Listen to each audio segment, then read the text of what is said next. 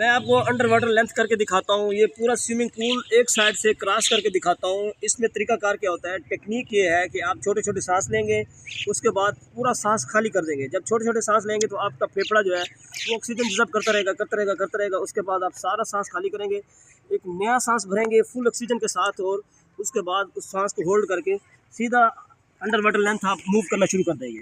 جیسے ہی آپ under water length کر رہے ہیں تو آپ کا جہاں پہ سانس تنگ ہو جائے، جہاں پہ آپ محسوس کرتے ہیں کہ اب میں تھک گیا ہوں، تو وہاں پہ سانس تھوڑا سا چھوڑیں. تھوڑا سا جیسے چھوڑیں گے آپ ریلیکس ہو جائیں گے. پھر اس کے بعد 5-6 میٹر تک آپ کرتے جائیں گے. پھر تنگ ہوتا ہے سانس، پھر چھوڑیں. پھر کرتے جائیں، پھر 5-6 میٹر تک جائیں گے. پھر تنگ ہوتا ہے تو پھر تھوڑا سا سانس چھوڑتے جائیں. میں آپ کو کر کے دکھاتا ہوں. یہ پورا سوئمنگ پول کراس کر کے دکھاتا ہوں. سوئمنگ پول کی لینتھ دکھائیں جی. میں آپ کو کر کے دکھاتا ہوں. کرنا کیا ہے، چھوٹے چھوٹے سانس لیں.